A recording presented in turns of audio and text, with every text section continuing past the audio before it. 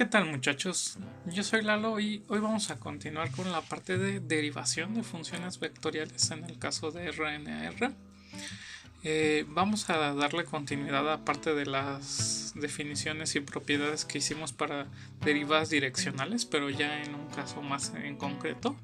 Y con esto vamos también a dar partida a la definición ya buena de una derivada que sí va a ser global, ¿sale? No solo derivadas direccionales.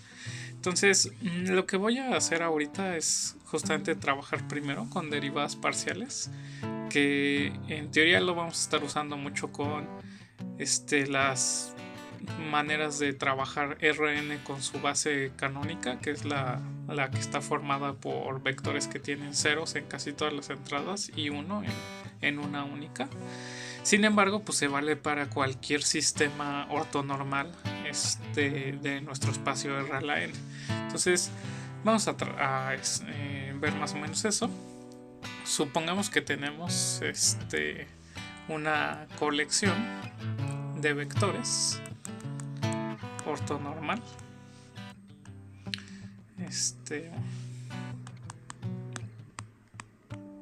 De mi espacio R a la n. O sea, esto va a ser una base del espacio vectorial. Son vectores que son perpendiculares 2 a 2 y que tienen norma 1. ¿Sale? Entonces, cualquier vector que nosotros tomemos en R a la n lo vamos a poder escribir como de una única manera para ciertos coeficientes de la siguiente manera. ¿Sale? Que pues esta cosa de aquí se puede denotar de alguna manera, justo como la eneada formada por x1, x2 y demás. Sin embargo, pues aquí hay que tener en cuenta que esta escritura de eneada depende de esta base. Para que sea la base normal de las que hemos utilizado en R a la n, lo que debe de pasar es que justo cada uno de estos vectorcitos tendría que ser algo del estilo 0, 0, 0, así hasta que hay un 1 y luego ceros. Y este 1 está en la iésima entrada, ¿sale? Sin embargo, pues lo que vamos a estar haciendo ahorita no depende realmente de que estos EI sean de esta manera, solo van a tener que ser vectores ortonormales, ¿va? Entonces, digamos, va a depender sí de esta colección de vectores ortonormales, pero pues lo vamos a estar utilizando en la realidad más como justamente cuando tenemos una colección de vectores ortonormales del estilo la que acabo de borrar, ¿no? Formadas por ceros y uno en una entrada. Ok, entonces si hacemos esto, lo que quiero ahorita ver es qué pasaría con las derivadas direccionales. Supongamos que tenemos una f que va de cierto dominio del R a la n hacia R. Entonces quiero ver qué sucede con las derivadas direccionales en las direcciones de los vectores EIs. ¿Sale? Según nuestra definición, pues la derivada direccional en dirección EI de nuestra función f, evaluada en un puntito x0 que esté en el dominio, pues no es otra cosa más que este límite. Límite cuando h tiende a 0 de f de x0 más h e i menos f de x0, así, y todo dividido entre h, ¿sale? Sin embargo, pues ¿qué es lo que sucede con el vector de x0 más h del ei? Si lo pensamos justamente como las eneadas, pues lo que está sucediendo es, si el vector x0 tenía entradas, digamos, x1, x2, así, hasta xn, entonces le estamos sumando en esta base, pues justamente nada más una cosa del estilo 0, 0, hasta que en la iésima coordenada tenemos el h, 0, 0, y así nos seguimos. Y entonces esto en realidad de manera como eneada en esta base de EIs, pues lo que está queriendo decir es x1, x2 hasta el xi más h, y luego seguimos con todas las x hasta llegar a la xn. ¿Ok? Entonces si la función f pues la estamos representando como que depende de esta cosa, pues este límite que es el de la derivada direccional lo podemos escribir nada más como f evaluada en x1, x2 hasta el xi más h hasta xn menos f evaluado en esos xis, ¿sale? Y todo dividido entre h. Ok, entonces lo que va a pasar es, suponiendo que la f es una evaluación que depende de pues, cierta álgebra respectiva de estas variables, pues cuando queremos calcular este límite, lo único que está variando realmente es lo que pasa con la evaluación en la entrada iésima. Entonces todas las demás pues van a ser consideradas como constantes a la hora de calcular este límite si es que las estamos involucrando, ¿sale? Entonces, bueno, esto de cierta manera pues quiere decir eso que les acabo de decir. Todas las demás variables como que van a resultar medio constantes o se van a considerar constantes en el cálculo de este límite. Y pues esto es lo que vamos a llamar la derivada parcial en la variable xy, ¿sale? Entonces esto también se va a denotar como la derivada parcial con respecto a la variable xy de la función evaluada en x0, suponiendo que si existe la derivada direccional, ¿sale? Entonces esa va a ser nuestra definición de derivada parcial. Nada más vamos a escribirla aquí en concreto. Si tomamos una función que va de cierto dominio de nuestro real a n hacia r, un x0 que vive ahí en este dominio, y tomamos y una de las coordenadas, un número que está entre 1 hasta n, justamente pensando que tenemos nuestra base ortonormal de x, vamos a decir que la derivada direccional con dirección EI de la función f en x0 es por definición la derivada parcial de la función f en la variable xy evaluado en x0, ¿sale? Ok, entonces esa es la definición de la derivada parcial. Obviamente necesitamos que exista la derivada direccional según ese vector para que podamos definir esa derivada direccional, y esto del xy pues realmente solo está denotando que justamente estamos pensando que el EI es en la entrada iésima donde se está considerando xy como una variable, ¿no?, en estas funciones. Entonces vamos a ver un ejemplo para que quede un poquito más claro esto. Entonces el ejemplo siguiente va a ser pues, ver cómo se vería la derivada parcial para una función en específico. Entonces supongamos que tenemos f que va de R2 y todo el R2 hacia R, que a cada vector en las coordenadas usuales que utilizamos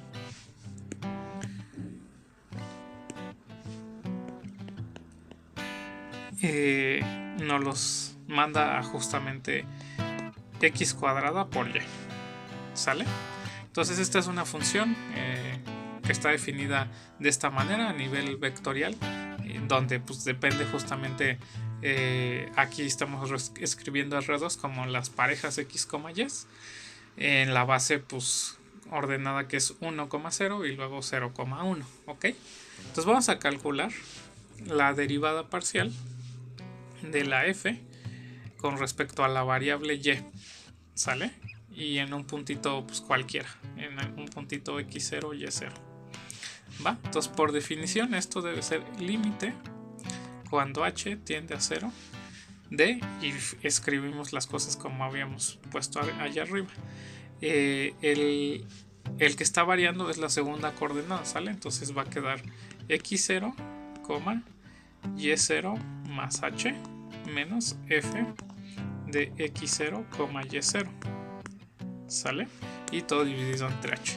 Y entonces pues aquí ahora sí escribimos f evaluado en estas cosas según la reglita de correspondencia, y esto nos va a quedar justamente x0 al cuadrado por y más h menos x0 al cuadrado por y0, ¿no? perdón, aquí son y ceros.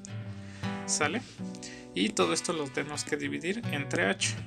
Y entonces aquí ya se está viendo de veras lo que estaba diciendo del fenómeno de que las otras variables realmente parecen constantes. ¿Sale? La variable de la primer coordenada, pues como que está siendo constante con respecto a esta h, entonces la podemos sacar. Y aquí va a quedar x0 al cuadrado multiplicado por este límite cuando h tiende a 0 de y0 más h menos y0 y todo dividido entre h. ¿Sale? Y pues haciendo aquí el algebrita, este se simplifica con este, el h entre h se queda como un 1, y entonces estamos buscando el límite básicamente de una función que es 1 en casi todos lados. Cuando h tiende a 0, pues eso nada más es justamente 1, ¿no? Entonces este límite quedó x0 al cuadrado, ¿sale? Que si se dan cuenta de alguna manera lo que podríamos haber hecho pensando que estábamos haciendo ya una derivación directa, pues esta es la que es la variable y las otras cosas que aparecen son constantes. Entonces, ¿qué pasa cuando derivamos nosotros una función que es una constante por la variable de derivación? Pues nada más queda la constante, que fue justamente nuestro caso, ¿no? La constante, que bueno, en este puntito coincide con el x0, ¿no? Entonces, esto es lo que está sucediendo con las derivadas parciales, ¿sale? Realmente, ahora cuando tenemos una base ortonormal y estamos pensando en eneadas, como que la variación que se está haciendo, digamos, solo es sobre uno de las entradas y entonces como que todo lo demás se vuelve una cosa estilo constante con respecto a este cálculo de límite y entonces realmente solo hay que hacer las cositas de ese cálculo de límite pensando todas las demás como valores constantes, ¿no? Y en ese sentido, cuando queramos calcular derivas parciales, como que realmente si tenemos la expresión dada en estas variables de x1 hasta xn, como que podríamos hacer la fórmula de derivación considerando solo como variable la iésima, el xy, ¿no? Que estamos calculando. Ok, entonces, bueno, así como ya teníamos varios resultados para derivas direccionales, como una derivada parcial en particular es una derivada direccional, pues vamos a poder ver que se traducen muchos de los resultados que ya habíamos hecho para derivas direccionales. Ok, entonces pues nada más vamos a reescribir de alguna manera estos resultados que teníamos en el video pasado, pero en el caso de derivadas parciales. Entonces la proposición es la siguiente. En términos ya de derivas direccionales, supongamos que tenemos dos funciones f, g que van de algún dominio de R a la n hacia R, de manera y un x0 que viva en este A, y supongamos que existen las derivadas parciales con respecto a uno de los A's o de los x's. Entonces existen las derivadas de f con respecto a xy en un puntito, digamos el x0 justamente, y también la derivada de g con respecto a xy en el x0. Ok, entonces se va a valer la siguiente cosa: la derivada parcial de la función f existe con respecto a la variable xy y en este puntito x0, y va a ser lo mismo que justamente la suma de las derivadas parciales.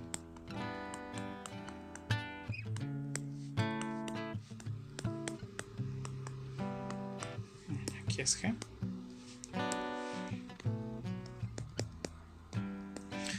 También si escalamos la función alfa f, también su derivada parcial, donde alfa es un real, con respecto a esta variable, en el x0 existe, y va a ser lo mismo que alfa por la derivada parcial de la función f en la variable xy evaluada en x0.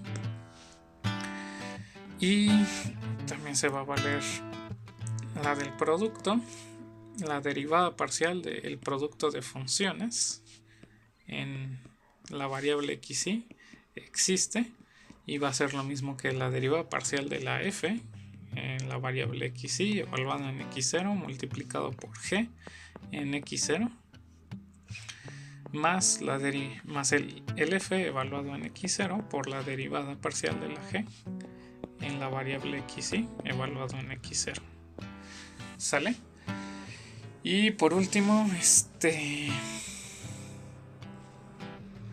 bueno, también se van a valer otras formulitas, que es la del cociente, nada más que aquí hay que tener también ciertas consideraciones. La derivada parcial de la función cociente con respecto a la variable va a existir si la g es continua en el x0 y su evaluación es diferente de 0, y va a ser una cosa muy parecida a lo que teníamos en el caso de derivadas direccionales. Hay que dividir entre el cuadrado de la evaluación de la función en el denominador, y va a ser derivada parcial de f con respecto a xy evaluado en x0 multiplicado por g en x0 menos la f evaluado en x0 derivada parcial de g con respecto a la variable en x0. ¿Sale? Bueno, entonces tenemos estas 4 propiedades y pues realmente no vamos a profundizar mucho en la demostración, solo vamos a decir la siguiente cosa. Esto es un corolario de la proposición que hicimos de toda esta algebrita que se valía para direcciones, para las derivadas direccionales, ¿no? El resultado de el álgebra de derivadas direccionales.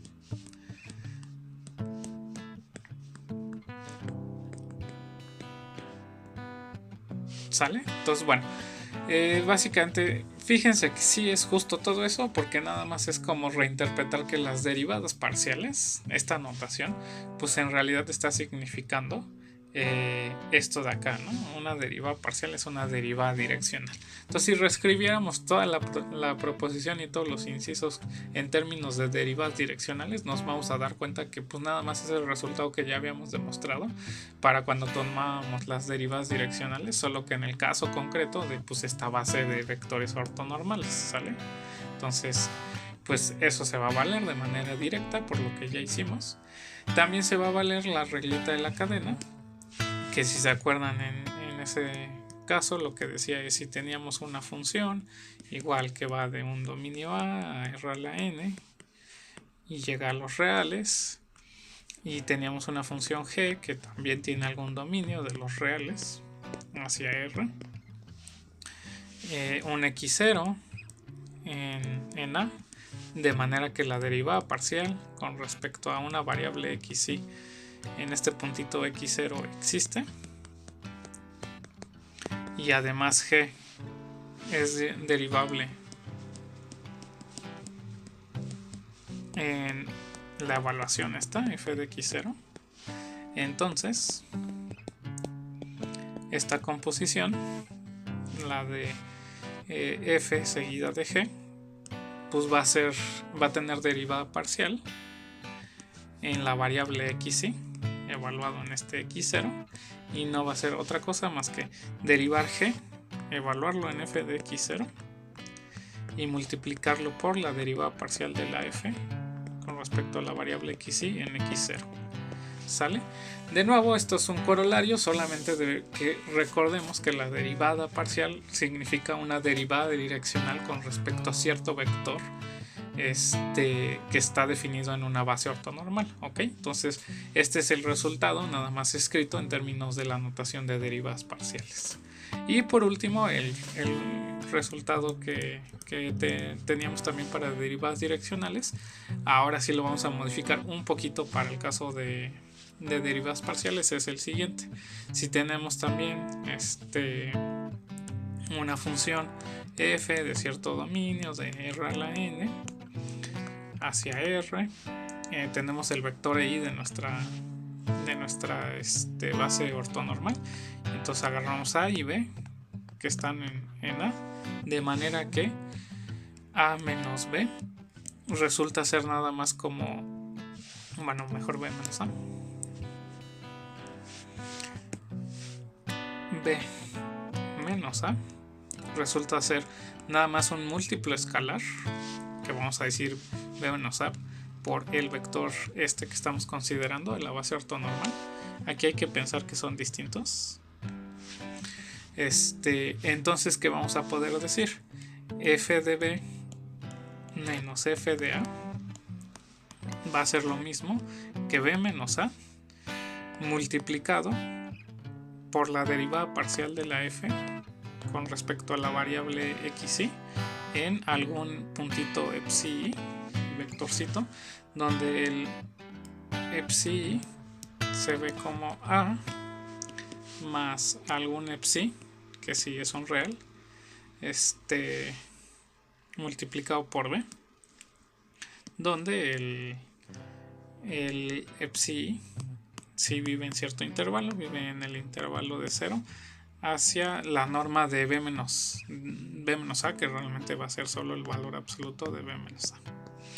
Ok, entonces hay que nada más ver unos detallitos para ver que de veras se implica por el resultado que vimos para derivadas direccionales, y va a salir de eso, ¿sale? Entonces la demostración va a ser de la siguiente manera.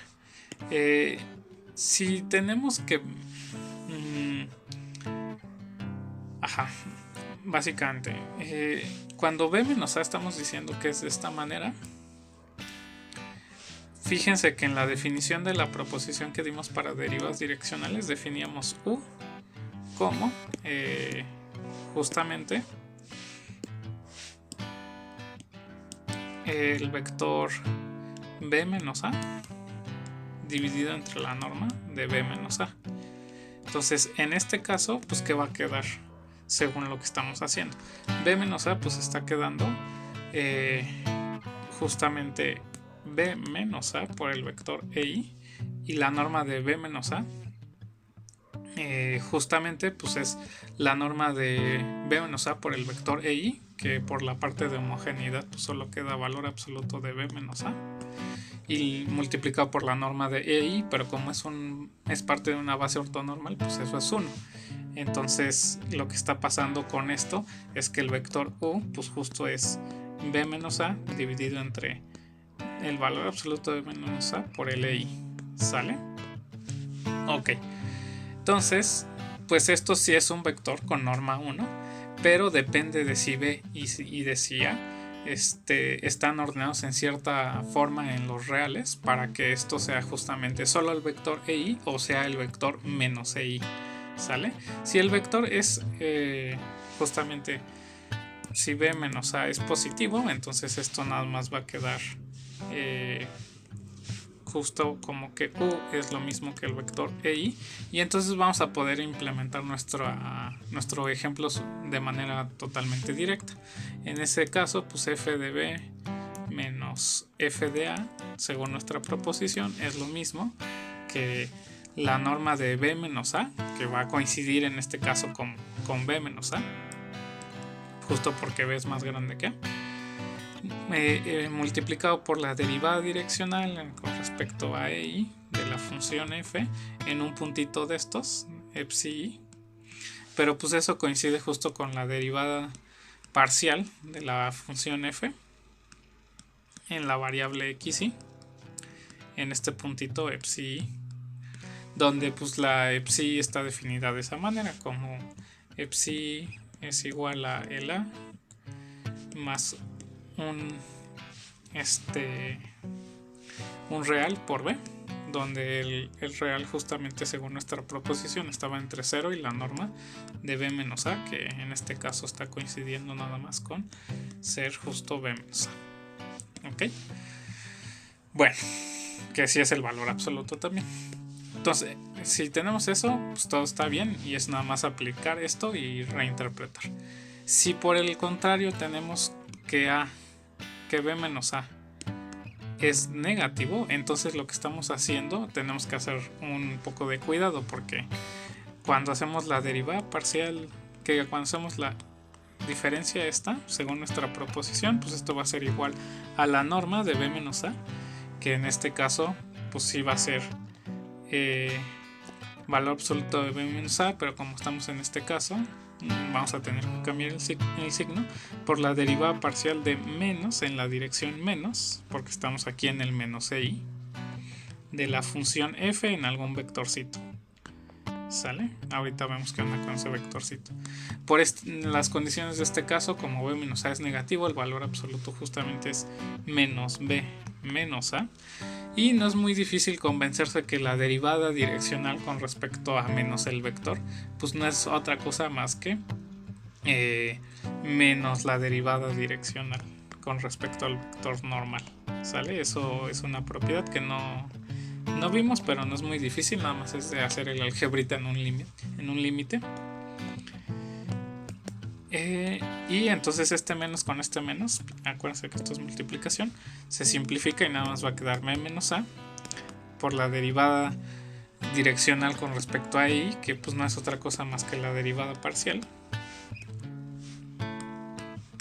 de la f con respecto a la variable x y en este vector. Y de nuevo este vector está definido como el a más un epsilon por b, donde el epsilon h no era b, es este u, que es el caso de aquí también eso.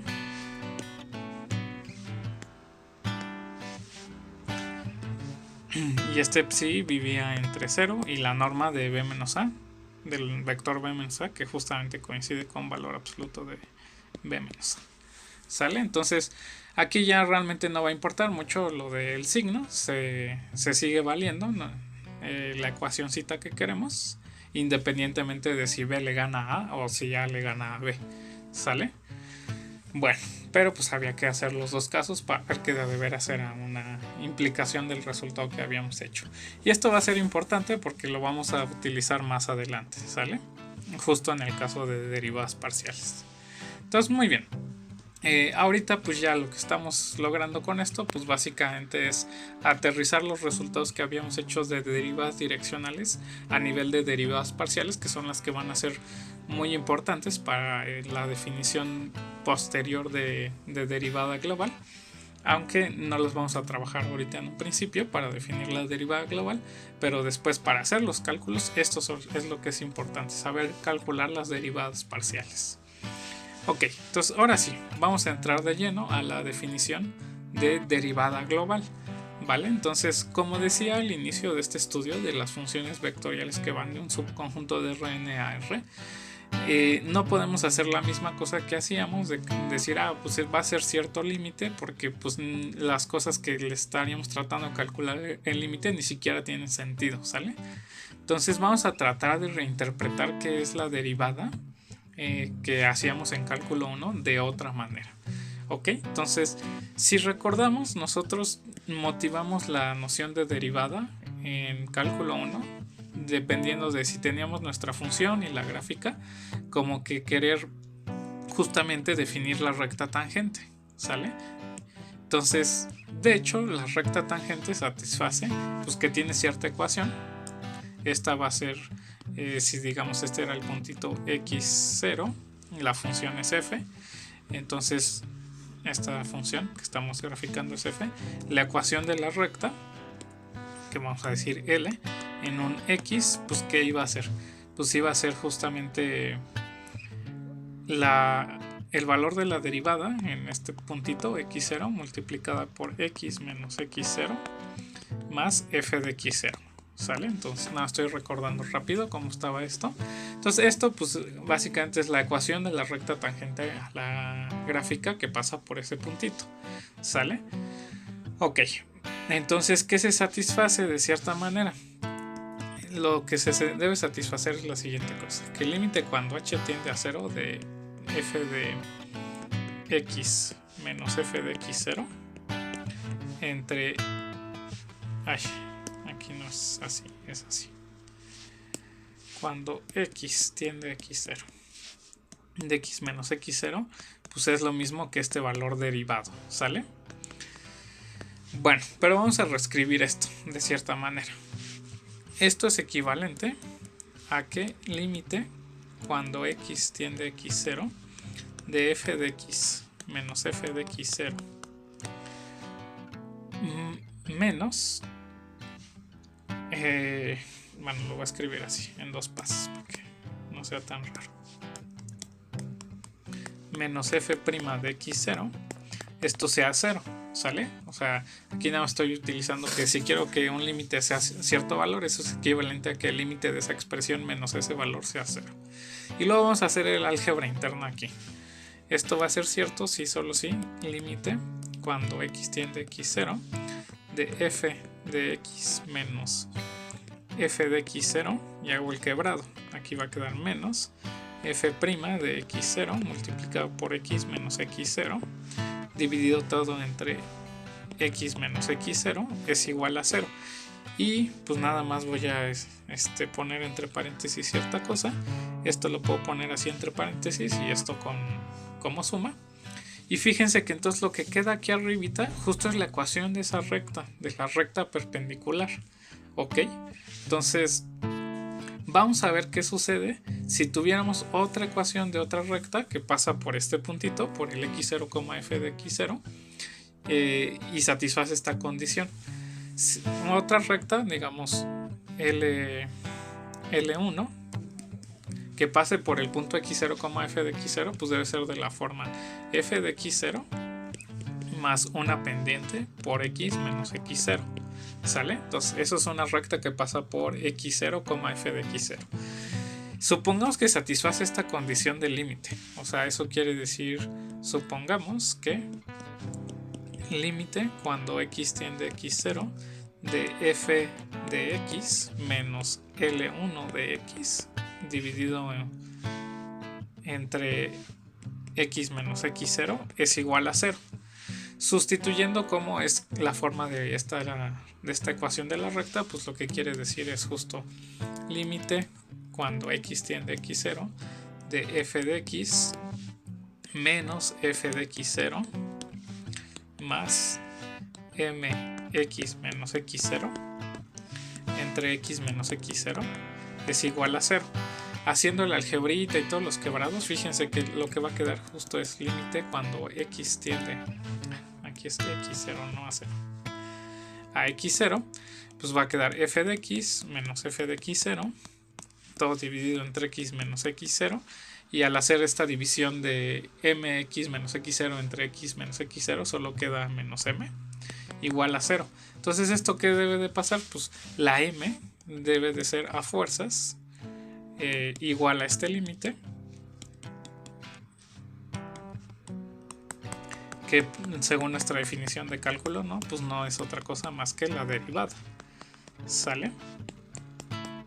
Entonces, también podemos definir así la derivada, ¿no? Como a partir de cierta función que es una recta. Vamos a decir que una función es derivable en términos de cálculo 1 en un puntito x0 si existe una recta de la manera de esta forma, de manera que este límite es 0, ¿sale? Y las definiciones coinciden, ¿ok? ¿Y cuál va a ser la relación? El valor de la derivada justamente es la pendiente de esa recta, ¿ok? Pero lo interesante de esto pues es que ahora como que ya tradujimos la existencia de la derivada en términos de la existencia de una función que en este caso es una recta, ¿sale? En realidad esta recta pues es básicamente solo una traslación de cierta recta que es la que importa. Si nosotros teníamos aquí nuestra gráfica y estamos haciendo la derivada en este puntito, al decir que queremos que pase por este punto, realmente nada más es como trasladar una recta que pasa por el origen de manera que de a de veras pase por aquí, ¿ok? Entonces lo que realmente importa es la función del estilo mx, donde m va a ser la pendiente que nos va a importar y solo estamos ajustando para que sí pase por el punto de la gráfica respectiva. Y esto justamente, ahora sí, es una función que va de R a R, que tiene el comportamiento de una función lineal, ¿sale? Y las funciones lineales, pues esas son funciones que se pueden definir en espacios vectoriales de dimensiones arbitrarias, ¿ok?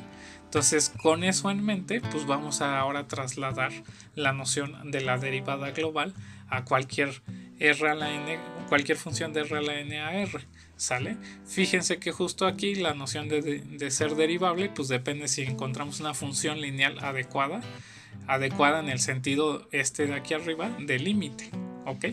Entonces, bueno, vamos a hacer eso. Entonces la definición de derivada ya global va a ser la siguiente. Vamos a considerar una función f que va de cierto dominio de un R a la N hacia R. Vamos a pensar que el conjunto A es abierto, ¿sale? Porque es importante que podamos aproximarnos a los puntos donde queremos derivar por todas las direcciones y eso nos los asegura que sea abierto y que haya una bolita ahí metida. Tomamos el x0 que vive en el dominio y vamos a pensar que vamos a decir más bien que f es diferenciable en x0 si existe una función lineal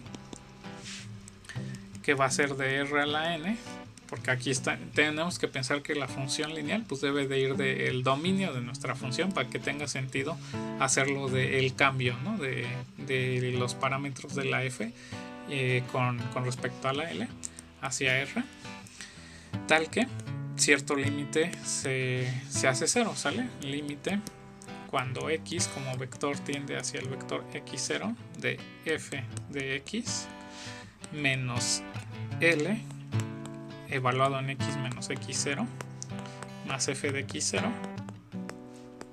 entre la norma de x menos x0 es igual a 0, ¿sale? ¿Y por qué escribo esto? Pues esto básicamente es más o menos lo que tendríamos que poner, pero en términos de R a la N. Justo lo que hacíamos es, en el caso real, pues dependía de una función lineal, que fíjense que se tiene que evaluar. La función lineal es de la forma mx, pero la tendríamos que evaluar en x menos x0 y le teníamos que trasladar cierto valor para que pasara de cierta manera. Entonces, de alguna manera, lo que realmente estamos tratando de rescatar con esta definición de la derivada global es que una función va a ser diferenciable en un puntito si existe una aproximación lineal adecuada que pasa por el punto. ¿Ok? Eso es lo que está sucediendo también en nuestro caso de acá. Una función va a ser diferenciable en este puntito si existe una aproximación lineal que se parece muchísimo a la función cuando estamos acercándonos hacia x0. Entonces justo en este caso pues es la aproximación lineal, pues debe de ser una aproximación lineal pero por una función lineal que tiene dominio R a la N y cae en los reales, ¿sale? Y esto de que pase por que le sumamos f de x0 solo es para hacer este ajuste de que de veras se está aproximando y está pasando esta aproximación lineal por el punto x0, f de x0 si pensamos en una gráfica, ¿sale? Entonces, bueno, como veremos, aunque esto parece un poco oscuro, tiene que ver con las derivadas direccionales y que sea diferenciable en este sentido va a implicar que tiene todas sus derivadas direccionales en todas las direcciones, ¿sale? En particular van a existir derivadas parciales y lo que va a ser importante de esa parte pues luego va a ser ver que cuando queremos calcular de veras esta noción de que es diferenciable pues solo va a depender de si podemos calcular ciertas derivadas parciales, aunque la existencia de las derivadas parciales no implica que sí va a ser diferenciable. Pero bueno, eso ya lo vamos a checar en los videos de la siguiente semana. De mi parte sería todo por hoy y nos vemos en la próxima.